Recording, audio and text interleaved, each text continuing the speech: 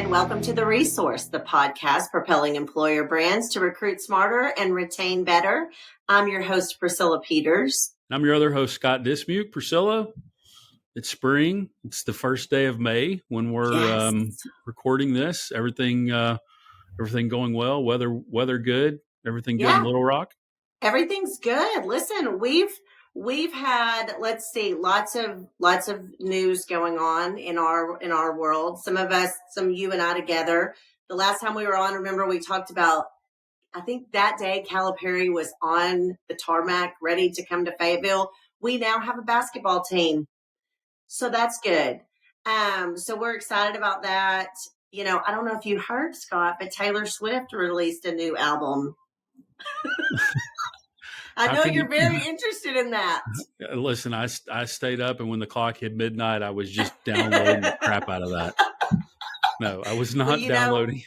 I always go back to she's big trucking now because she gave those drivers the $100,000 bonus. Like, I always go back to that. She'll always have a little place in my heart. She clearly showed she was very generous, and with the amount of money that she's making, she should be. But no, I have not listened to her new album. I will leave that for others to do, and that's great. If you're a Swiftie, then go for it. I'm not necessarily a Swiftie, but I don't condemn those that are. Let's just leave it at that. Yeah, I kind of am. I'm not going to lie, but I do have a 13-year-old that keeps it top of mind for me. So well, and I'm great with that. I mean, the 13-year-olds, those are the ones that should be the hardcore Swifties. Yeah. I am saying in June, I'm going to Atlanta to see Justin Timberlake. Oh, listen, I've seen him live. I saw him once. Yep. I love him. Let me tell you, the very first time. That's my birthday present. Is it really? Well, I can't wait to hear about it. It just happens to be on my birthday. That is not what I asked for my birthday. Oh, okay. It just happens to be on my birthday. I can't wait to hear about it. Well, I listened to this when I first saw him.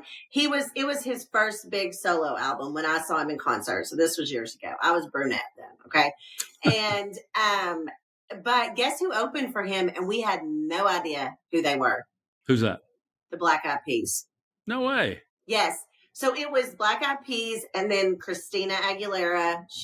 We knew who she was, but she opened for him and then it was him.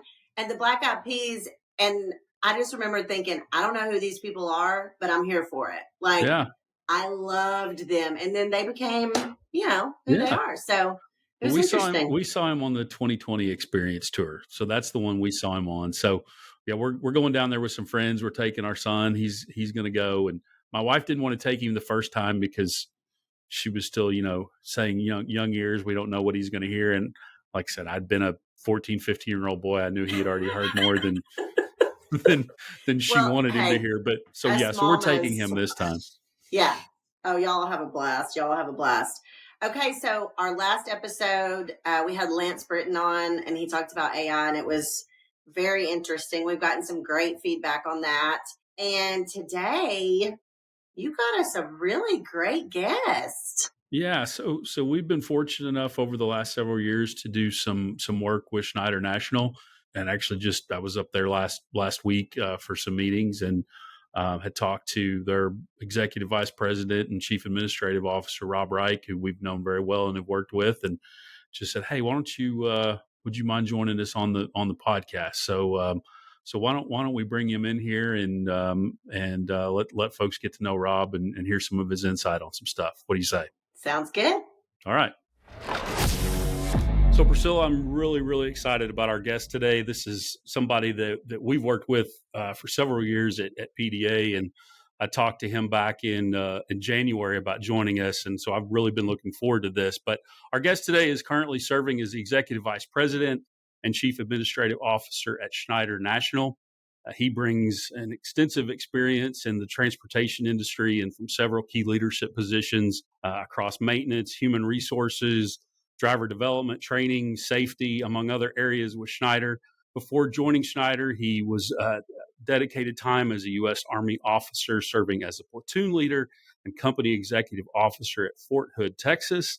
So he has served our country and now serves our country by serving at one of the great trucking and logistic companies in the nation. And we want to welcome to the resource, Rob Reich. Rob, Thank you for joining us today. Hey, Scott. Great to be here. Yes, we're excited, Rob. We're super excited. We've been, just so you know, we've been talking about having you on for a while. We're like, could we get Rob on? I think we could. So, well, I'm happy to be here then. Yeah. So, Rob, we always start our interviews with 5 serious questions that seriously don't matter. And so these are just some fun questions that we want to ask so folks get to know you maybe a little bit better. So, Rob, are you ready to tackle our first 5? I am ready for the first 5, Scott. Okay, so let's do it.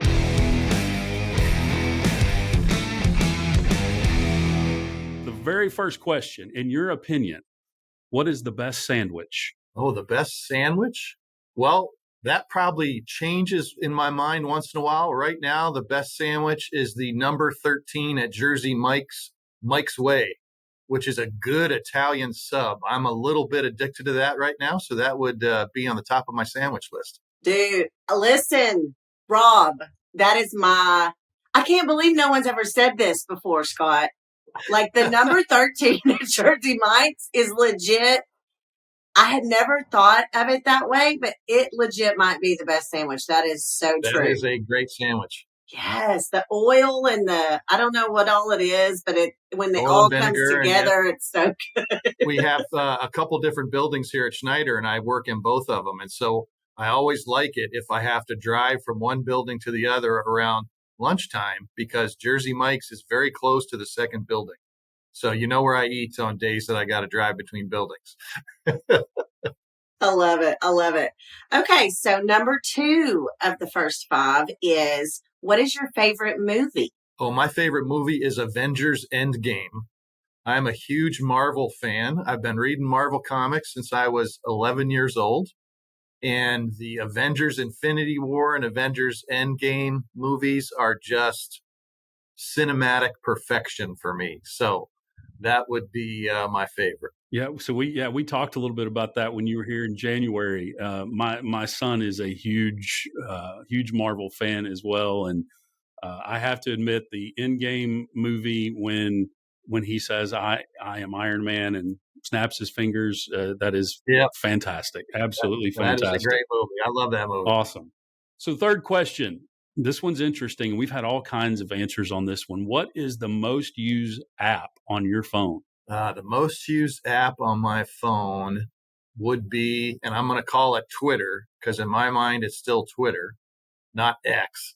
And that's because it is a great place for sports, actually. And so I'm a big football fan and I'm a big hockey fan. And so I follow all my favorite writers for my teams. Right now, New York Rangers just swept the first round of the playoffs over the Capitals. So I'm quite excited. Yep.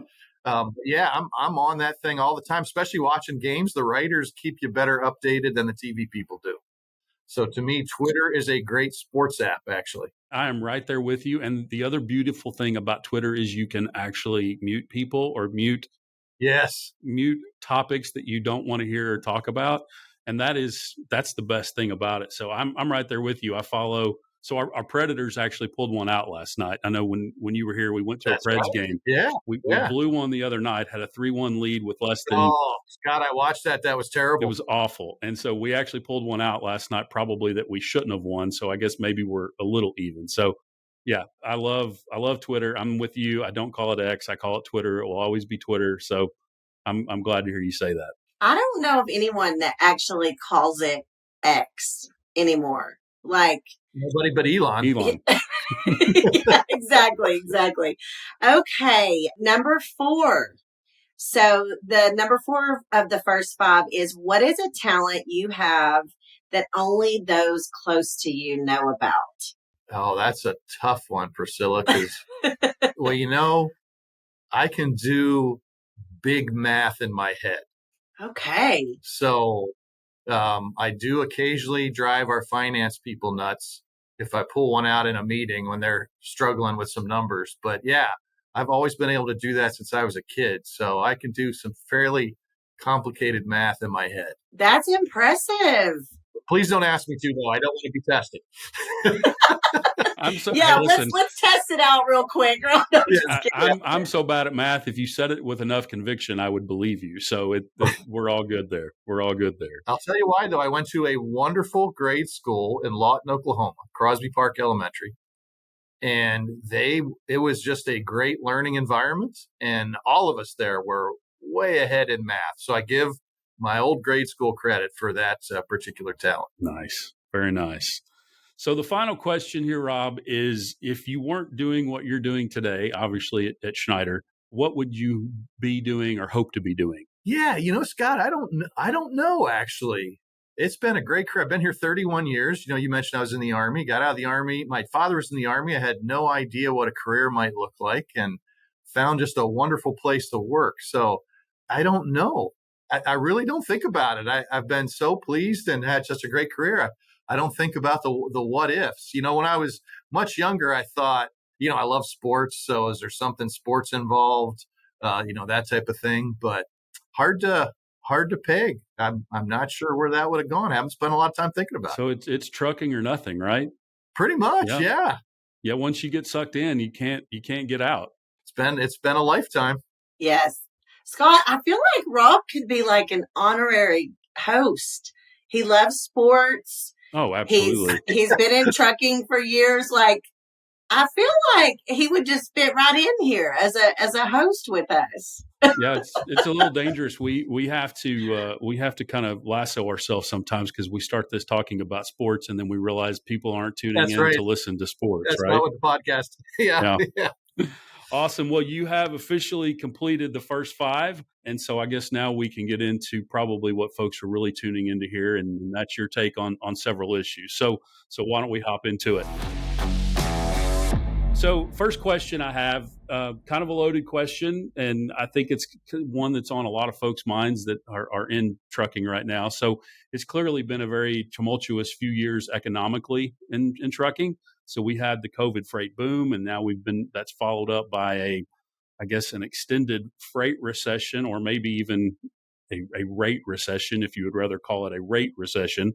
And that kind of stubbornly seems to be hanging on. So kind of, in your view of the current economic cycle, where do you think we are in terms of maybe getting out of this? I like your word stubborn that you use there, Scott, because I think that's a really appropriate term for what we're seeing. We've spent a lot of time looking at, trucking is cyclical, right? If we've been in the industry long enough, we all know that you get these peaks and valleys. And we've spent a lot of time looking at, history can inform you of what might happen, right? It's good to study history. And if you look at the typical, how long is a peak and how long are these freight recession valleys, you would absolutely argue that we are on the far end of any historical number of months that freight would be in recession and we'd be experiencing, as you said, the rate recession that we're all experiencing. So that should suggest that we should be getting out of this relatively soon if you just looked at history. That's why your word stubborn, though, is so important, is that hasn't necessarily been what people have been feeling here in the first quarter of the year. In fact, you look at many of the large public carriers have released their results in the last week or so. And I think everybody continues to speak to this is still what we're experiencing right now, is that particular recession. But, if you look at those reports and a lot of the industry analysis, you do tend to hear about a second half that starts to get better. And so I think we can all, line up with some type of improvement in the second half. The question is obviously to what extent, and I don't think anybody's crystal ball's been real clear there.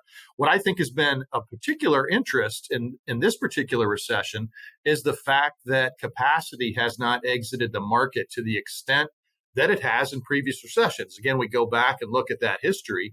Usually once you got past about those 12 months of a downturn, you'd start to see trucks come out of the industry and drivers come out of the industry. And we just haven't seen that to anywhere near that extent this time. Starting to see just a little bit of that here in the quarter. And I think part of that is because of that peak that you talked about. That COVID peak was so high, much higher than previous peaks, that I think a lot of companies, particularly smaller companies, probably had more money and had more capability to weather the storm and thus are still here. So I think that capacity question is such an interesting one because there needs to be more freight too. And again, with economic cycles, you typically see that, but we still have an overcapacity issue and not behaving routinely. And so given that, that makes it even harder to predict than when we might see more of this positive here in the future. Yeah. I saw a graph yesterday, and I can't remember. I think I saw it on LinkedIn, and it was showing kind of the supply and demand side, the capacity versus the freight. And what was really interesting to me is that the freight side of that, if you look at the freight volumes, it was actually not all that awful. It was probably even higher than what it was pre-COVID, which I know everything has changed now that we're post-COVID. So what is normal anymore at this point? But so I guess do you think that we're dealing with more of a capacity issue than a freight issue, or is it just kind of a bad combination of the two?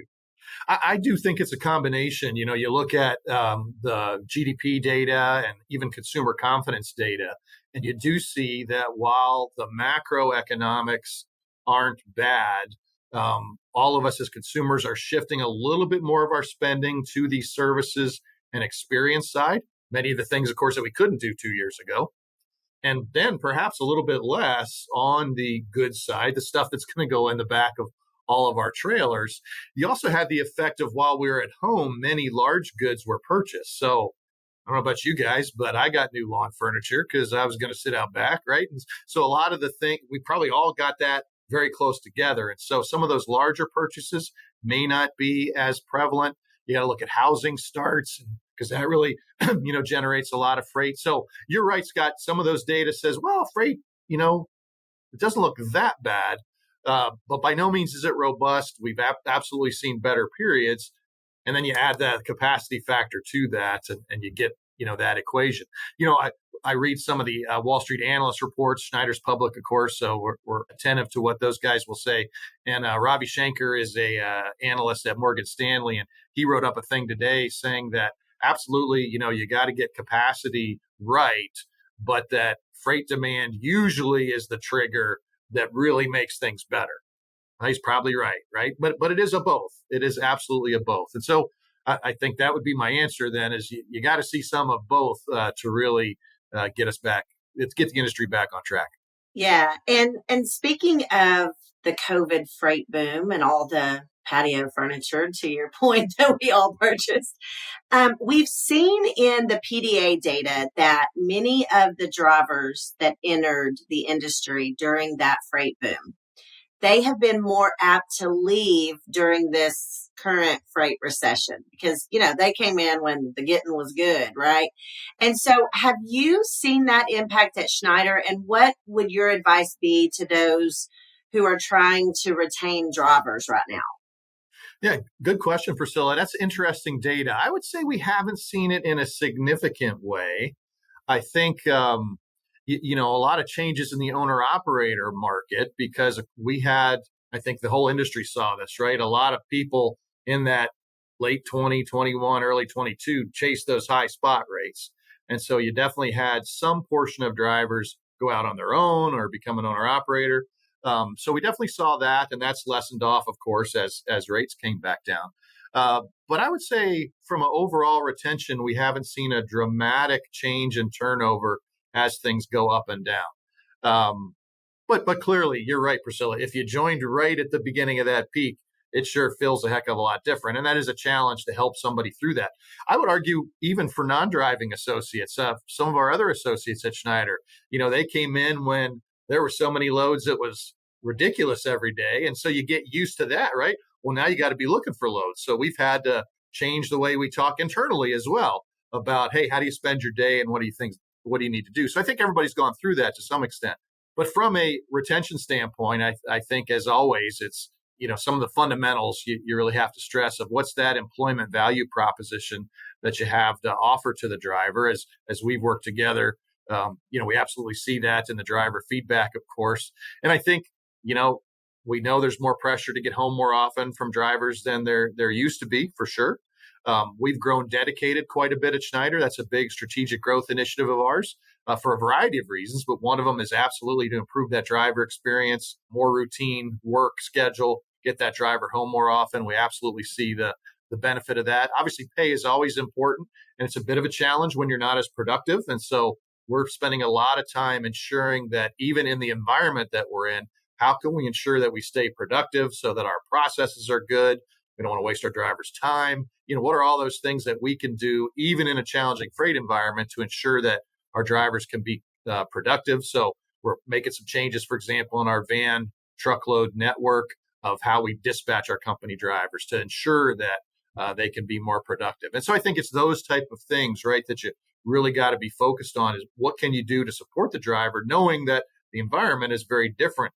So it's a little more difficult. You got to put a little more time against it. And of course, as always, and we take pride at Schneider in being a great place to work. And we want to make sure people are treated appropriately and that, we call everyone associate here because we're all part of the company and we're all in this together. And we want to make sure that our drivers, and technicians, and everybody that works here feels that way. And I think that's always an important check for any organization, when you're considering what your retention looks like and what your just reputation, even for recruiting, looks like is, what type of conversations do you have at work and are they positive? And people should feel good about being here. Even if, say, I'm okay. I hate to see when a driver leaves, but occasionally they just found this wonderful time at home job and I get it.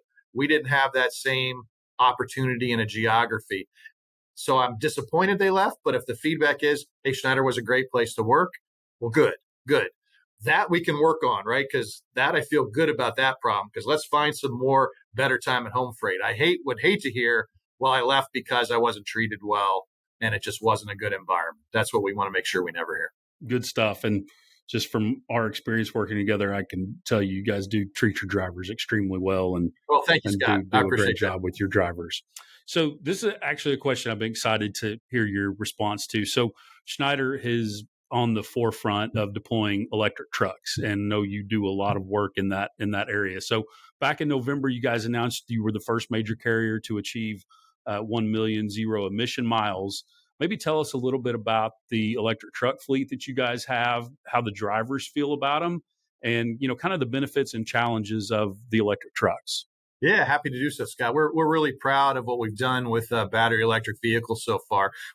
We think we're the leader in the industry. So we've got 94 battery electric vehicles that we're operating out in Southern California. 2 of them are yard trucks, but 92 are eCascadia day cabs that are predominantly operating in our intermodal fleet in Southern California. So it was a multi-year project, really. We decided, we knew this was part of the future, both through regulatory direction. We know California has some rules and regulations that people are going to have to comply with, as well as just from an overall sustainability standpoint. We thought it was important to get some experience in the battery electric space. But, for many of us in the industry, it's easy to test 2 trucks, right? 2 trucks of new technology, because you can make 2 trucks work just about doing anything, right? You put them somewhere special, you take good care of them. We wanted to do more than that on the battery electric side. So we said, well, hey, what if we electrified 1 operation in total? That will really tell you whether you can make this happen and make this work. At the same time as we were contemplating that, California had some funding initiatives that helped pay for this, and they were looking for the same thing. They were looking for a larger operation that would go electric, again, for the same reason, right? Will this work? What are the lessons learned, et cetera? So we went through a big planning process. We applied for some grants, which we achieved. The largest was called the Joint Electric Truck Scaling Initiative that California sponsored. And that helped us pay for 50 battery electric vehicles, as well as the charging infrastructure on site. So all of our charging is at our South El Monte intermodal facility. Took a couple years to put all that together. So it's, people probably heard it's challenging working with utilities. You need a lot of power there locally. It just takes a while from a permitting and construction standpoint. But as you said, we did cut the ribbon on the facility middle of last year and started running those 92 battery electric vehicles and have been pleased with our experience so far. There's always challenges with new technology, especially when you get the first of a new batch. So a few technical challenges here and there with the trucks and the chargers, but we're pretty pleased with how those are operating. In particular, Scott, you asked about how our drivers feel about it, very, very positive. So I don't know if anybody out there, if you guys or anybody else drives an electric car, very similar experience. And, our trucks these days are pretty nice trucks. Think about when I started in the industry. That's a very different truck today than it was 30 years ago already, the diesel side. But these electric vehicles, they're totally quiet. So there's just no noise whatsoever. We all get used to it, but there's a little bit of a diesel smell to a truck, right? Even a newer truck. None of that with a battery electric vehicle. And they just handle extremely well. So at our El Monte facility, for example, when you turn out of the facility, you can get out with a loaded trailer. It's about 2 seconds faster, just even exiting the gate with the BEV than it is with diesel, because the acceleration, the torque on the wheels, again, it very much handles like a car to some extent. So our driver feedback has been great. Not as tired at the end of the day. Love the lack of noise. Love the handling. You're going to get up to speed a little faster with those vehicles. And so, yeah, I would say, Scott, even more so than we anticipated, the driver feedback has been great. And what's neat there is they have an impact on the range of the truck. So the typical range of the trucks that we're running right now is about 220 miles. But as the drivers learn the regenerative braking, so you can drive these with just one pedal. And as they learn that regenerative braking, you're actually putting juice back into the battery while you're driving in some circumstances. You're actually extending then the range of the truck. And so when some drivers initially were, a little worried. Now we're doing intermodal freight there in Southern California. That's these fit there very well because the length of haul isn't that long. Right. But if you're ever worried a little bit about that, everybody's learned, as I learn how to drive this, I'm going to get more range than I anticipated anyway. So that's been a positive as well. So yeah, feel really good about it from the driver perspective. That's great. So do you think we ever get to a place where we can do, obviously there's an infrastructure issue to do long haul. So that's really clear. So, but do you think we ever get to a point, because obviously the federal government would have to be involved, and that's a different podcast for a different day. Yes, it is. But do you ever think we get to a point that we can use it for long haul, that we can use it for that kind of beyond the local 225 mile range? I think you said. Do you think we can get to that point? I think you'll see the range extended over time, Scott, as battery technology improves. I don't think battery electric is going to be the longer haul solution, because even as the chemistry of the batteries improve, you do have a weight trade-off. So to get more range, you need more batteries, even as they advance. And so I think you're going to see this. I think it's a good fit in day cabs for sure. And day cabs are a significant part of the industry fleet. So I could see that working really well. I think maybe your medium length of haul, dedicated type operation where you can create a charging infrastructure that you can rely on. Maybe it's return to base in one other spot at a customer, that type of thing. I think you'll see battery electric successful there. I'm not sure it goes beyond that, just given the technical challenges and the weight trade-off that you have to have. Yeah. Now, saying all that, it's still very expensive. And so we're in the early stages of this where we benefited from government funding to allow us to do this in a financially responsible manner. Long term, that you can't keep doing it that way, right? You have to see some of the costs come down. But, you look at most technology, not all technology, but most technology over time, we do see cost reduction as technology improves. Think of the TVs we have on our wall today versus even what we had 10 years ago. Not quite the same thing, but you do see that in technology. So we're going to need to see that here to get the cost of these vehicles, more in line with what we're used to. And we're not there yet. And we'll see how long that takes to get there. Well, so speaking of technology, you guys have also done a lot of testing and research on self-driving trucks. Kind of tell us maybe what you guys are learning about self-driving trucks. What's the future there? And, how close are we maybe to that being more of a reality than a bunch of testing, right? Sure. Great question. Well, our philosophy on this, Scott, is it's interesting technology. We think it's important to be involved in new technology testing that could be something that changes part of the industry. And so that's why we wanted to be involved early on, is really for us to be able to understand it and understand how this might affect the future of freight and the future of our organization. So to your point, for a couple of years, we've been working with a couple of the autonomous vehicle developers to understand that better. I've had a chance to ride in them multiple times now. Now, there's still always a safety driver still, so there aren't trucks running yet without a human in, but the safety driver is not interacting with the truck. He's there, hands close to the wheel, foot where he needs it. But once we get on the highway, the truck is driven. I've, done 60-mile, get off the highway, turn around, go the other way, get back in the yard without the safety driver having to interact. So it's not ready for prime time quite yet, obviously. But it's very impressive.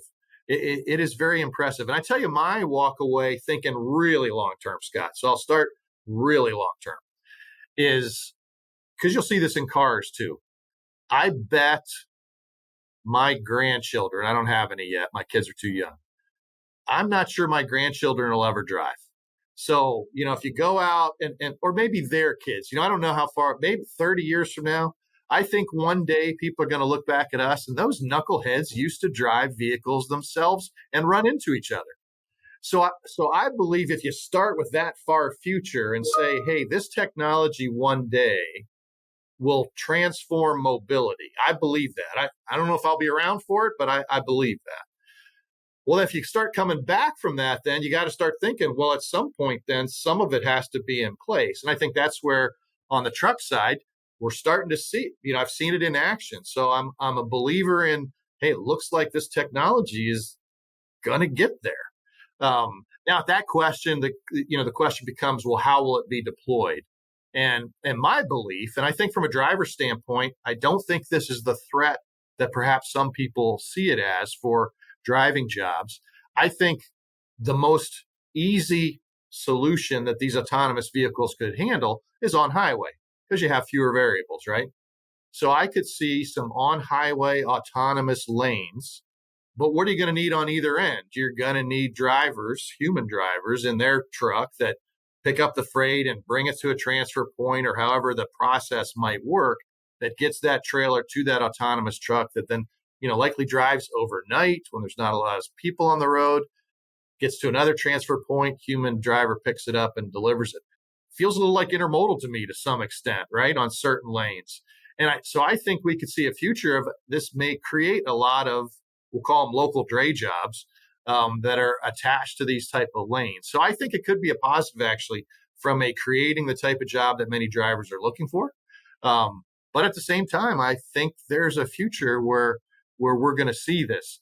The when question is the great debate, Scott. And I think there's a lot of different answers out there about what that when might look like. And I don't have a good answer.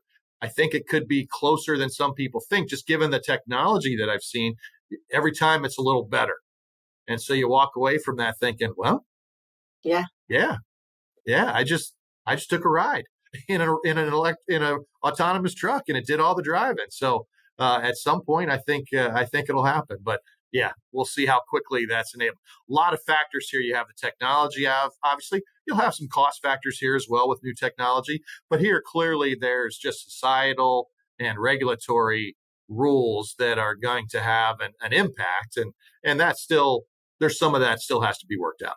Yeah. And I was in Phoenix last week at a conference, an ATA conference. And when I tell you, I probably saw 5 cars with no one in them. That is it Mayo, the Uber with the self-driving Uber cars. I mean, I saw them everywhere. Every time I left the hotel for something or, was going to dinner or whatever, I would see them just driving. It is the weirdest thing to see a car driving down the street that has no driver in it. It's a little eerie, a little, but very interesting, very, very interesting. So we'll be. So I got to tell you a story about those taxis. So I was in Arizona and I took one of those taxis. So we were at a coffee shop and you use an app, and the car comes to you, of course. So we're just in like a strip mall coffee shop.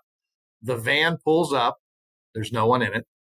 The door opens. You get in. There's a video screen. It tells you, please buckle your seatbelt. And then and asks you, are you ready to go? So you got to hit a button that you're ready to go. But it looks like a normal van. There's plexiglass, so you can't get in the front seat.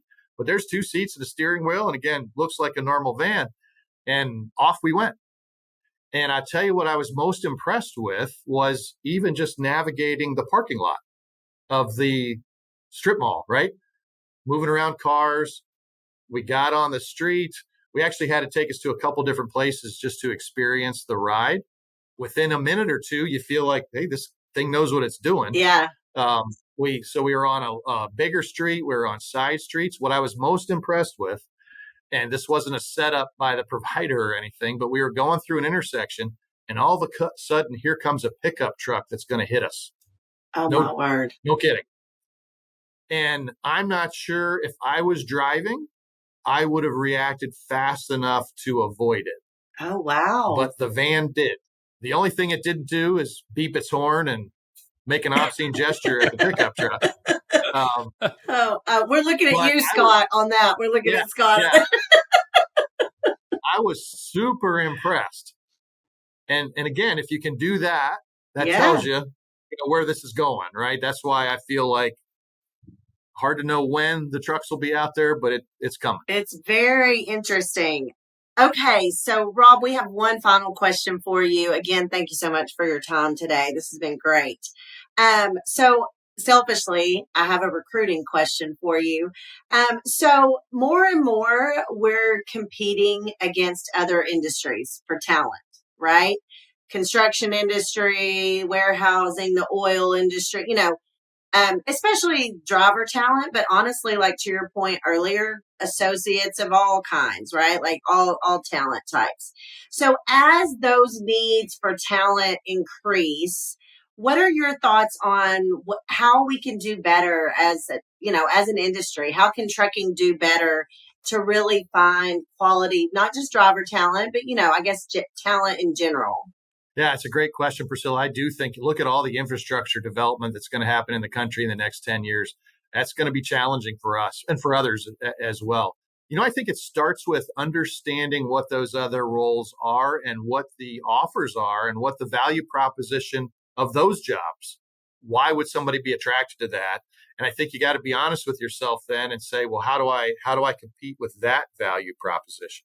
Again, the fundamentals are going to be really important around home time and pay and experience, just the experience of the work. And I think you got to start there with those fundamentals.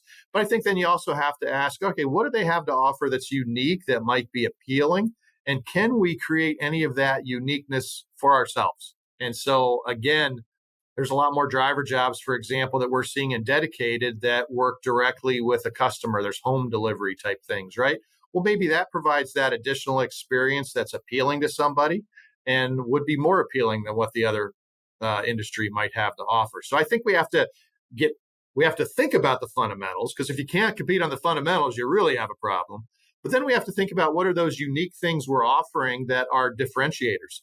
For example, in Southern California, I'd sell electric trucks, right? That you get an electric truck experience. And so I think we have to continue to look for more and more of those opportunities to talk about why it's not just how someone might think of trucking in the past, but what trucking might look like in the future and even current state. And what are some of the more appealing characteristics of that as the nature of the job changes, as the technology in the truck changes, as the connectivity with the customer and with the company changes. I think we have to talk about that a little bit more often for people to know why you're going to have a more positive experience here than you might think, particularly if you're assessing truck driving and you don't know anybody in the industry, which we know is frequently what people are doing. I think there's some still older assumptions there that we're going to have to get past. And it's long term. Many of these other things be a good job, but it's going to be an 18-month contract on that infrastructure assignment. I think there's a longevity here and a long-term career that we can sell that perhaps some of the other options aren't going to be as successful talking about. Well, that's great, Rob, and appreciate your insight on that, and really appreciate you taking time out of your day to join us and come on here. I would love to have you back here in several months talking about the electric trucks again, because I think there's a lot to talk about, and you guys have some great insight and have done some great testing on that. So to continuing to follow that journey and what you guys are doing there, and the self-driving trucks for that matter. Would be interesting to hear some follow-up on that. But Nope. Happy to do that, Scott. But in the meantime, again, really appreciate your time joining us and for your insight today. And we'll have you on here again in several months and follow up on some of the things you guys are doing at Schneider. All right. Well, thanks, Scott. Thanks, Priscilla. Appreciate it. Thanks, Rob.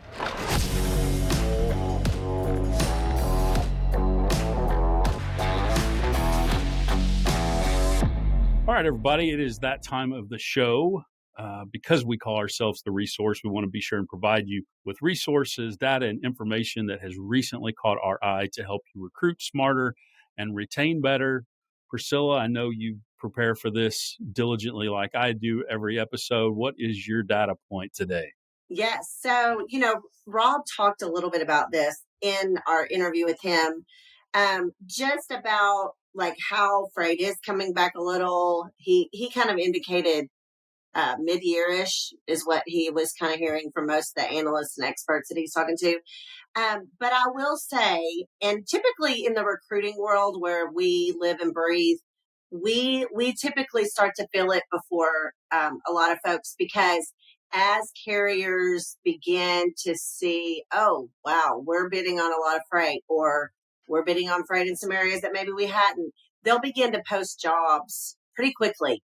And once they've secured those, that freight, or if they see maybe some of their shippers are saying, hey, we've got some new freight coming down the pike that we know we're going to need you to take for us. And I will tell you, the end of the first quarter, we began to see quite a significant increase in job postings for drivers.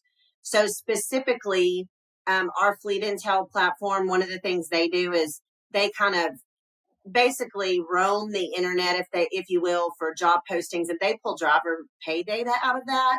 But at the same time, they look at just the volume of jobs, and month over month. So from March to April in this calendar year that we're in 2024, competition for drivers is definitely increasing. Company driver job postings were up 39% just month over month from March to April.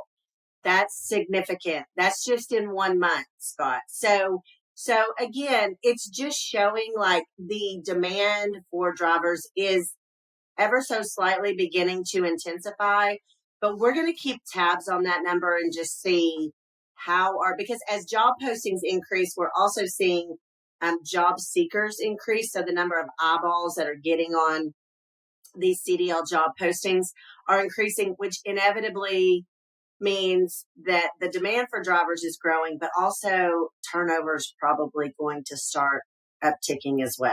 So I just wanted to share that. I thought that was really interesting and something we recently shared that in our data download as well. Yeah. To that point, when kind of talking about how turnover seems to go up as when they start advertising, and when we see the increase in advertising, usually there's a lot of information about compensation in those advertising. You probably can answer that better than I can, but it's hard to imagine advertising for a job where we're not talking about compensation. And I think, as I talked about last month, we've really begun to see a shift in our data as it relates to compensation. Throughout the freight recession, or whatever we want to call it, we saw a lot of data, drivers complaining about miles or lack of freight. And that has always been, frankly, since we've started collecting data, that's always been the top issue. But what we have seen is a decrease in drivers talking about freight and miles, and more talking about pay rate, and not just pay rate about what you pay, but how you pay it, how you're communicating it, but more importantly, the predictability of that pay. That really seems to kind of be the key that we're seeing with compensation issues right now, is what's the predictability of that pay. And obviously a lot of things come to mind when you're talking about predictability. It's not just the rate, but it's also about loads and miles and what they're doing consistently. And so as we were looking at our Q1 data, and really kind of the termination, why were drivers leaving in Q1? One of the things that we saw is 5 of the top 10 issues for drivers who voluntarily left their job in Q1. 5 of the top 10 issues were directly or indirectly related to compensation. So we looked at the number one issue was tractor mechanical breakdown issues. so obviously that's an equipment side of things, but as we've seen in our data, equipment issues almost always kind of cascade into a compensation problem the following week. Pay rate was number 2. Miles, inconsistent miles were number 4. Miles loads not available were number 6. And then we had drivers talking about poor scheduling and planning at number 9. So there's several issues that are at play here. And I think it just kind of really brings into context how important the compensation story is, because it's really affected by a lot of issues. Communication plays a big role in that. Not only communicating how you pay, but when you pay, and drivers understanding that. Helping drivers understand why they're being planned the way that they are, helping them understand you're putting them in a position to be successful. So if you've got them on a short load right now, it's really putting them in position to pick up a load that's going to give them 400 miles or 500 miles. And then obviously the equipment and the breakdown scenario, where if drivers are repeatedly broken down, or if they're stuck in the shop, how important it is to keep that driver running and logging miles, because we're starting to see a major pickup in compensation issues and really everything that encompasses what affects a driver's ability to make that consistent pay, but more importantly, make that predictable pay. And I think that's kind of the main point I want to get across here is drivers are looking for predictability. So a lot of the turnover that's happening right now is drivers either looking for a better, more understandable pay rate, or better, more consistent freight to kind of make what they're needing to make. So as things start to pick up for drivers from an advertising standpoint, from the retention side of things, I think the message that you're needing to tell and get across to drivers that you're hoping to bring in is what's the predictability of that pay, and what can drivers predict from a month to month basis. Good stuff. Yeah, no, that's great. That's great.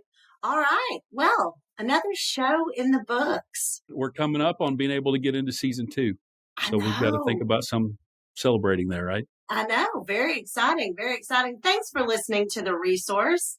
If you enjoyed this show, please give us a high five by leaving a rating or review on your favorite podcast platform. And don't forget to hit that subscribe or follow button so you don't miss an episode. And if you have any questions or feedback to share, please hit us up on social media or via email. And we'll be back on our next episode with more fun data information to help you in your recruiting and retention game. Everybody have a great day, and we will see you next month. Bye, guys.